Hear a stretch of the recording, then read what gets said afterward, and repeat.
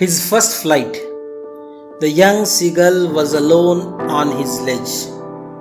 His two brothers and his sister had already flown away the day before. He had been afraid to fly with them. Somehow, when he had taken a little run forward to the brink of the ledge and attempted to flap his wings, he became afraid. The great expanse of sea stretched down beneath, and it was such a long way down, miles down.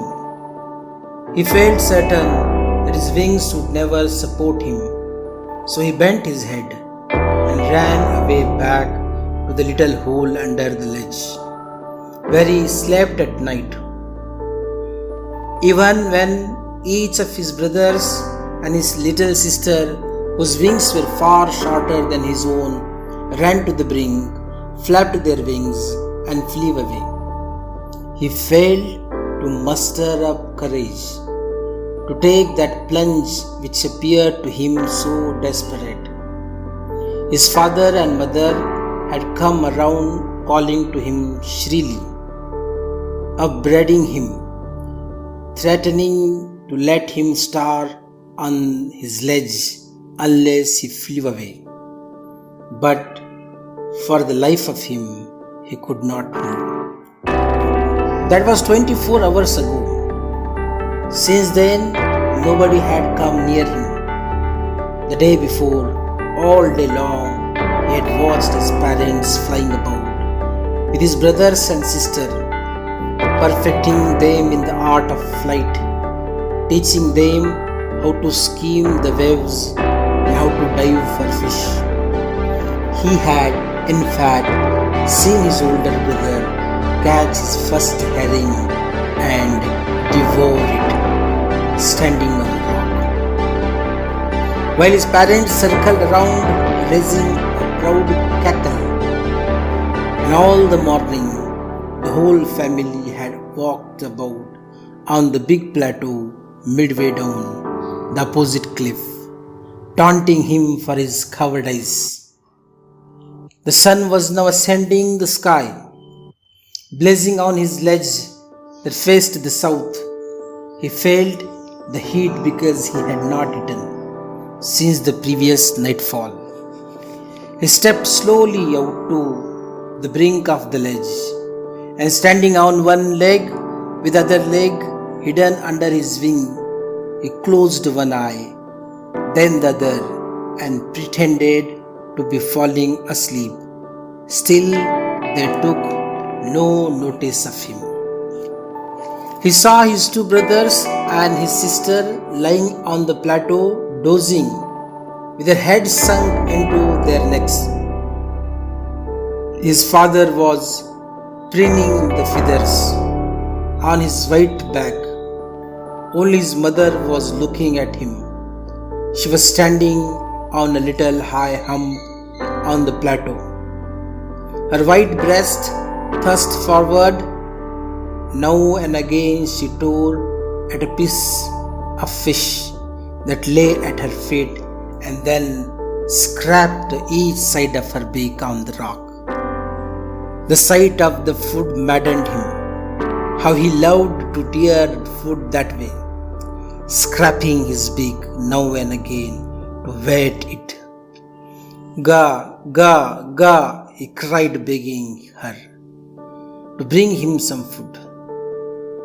Go, ga, she screamed back derisively, but he kept calling plaintively, and after a minute or so, he uttered a joyful scream.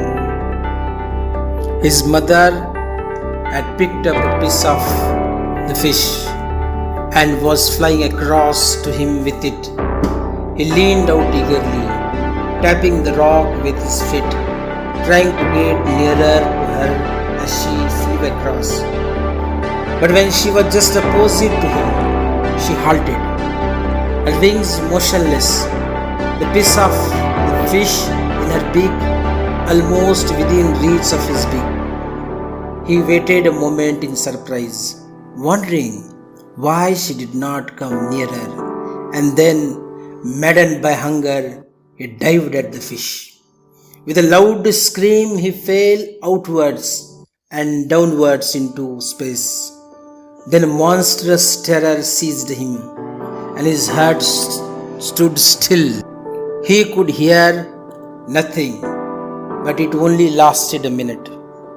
The next moment, he felt his wings spread outwards. The wind rushed against his breast feathers, then under his stomach, and against his wings. He could feel the tips of his wings cutting through the air. He was not falling headlong now. He was soaring gradually downwards and outwards. He was no longer afraid. He just felt a bit dizzy. Then he flapped his wings once and he soared upward. Ga, ga, ga, ga, ga, ga, ga, kola. His mother swooped past him, her wings making a loud noise. He answered her with another scream. Then his father flew over him, screaming.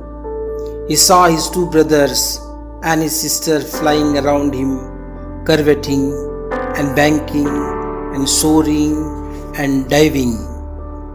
Then he completely forgot that he had not always been able to fly, and commanded himself to dive and soar and curve, shrieking shrilly. He was near the sea now, flying straight over it, facing straight out over the ocean. He saw a vast green sea beneath him, with the little ridges moving over it, and he turned his beak sideways and cawed amusedly. His parents and his brothers and sister had landed on this green flooring ahead of him. They were beckoning to him, calling shrilly. He dropped his legs to stand on the green sea. His legs sank into it. He screamed with fright and attempted to rise again, flapping his wings. But he was tired and weak with hunger, and he could not rise.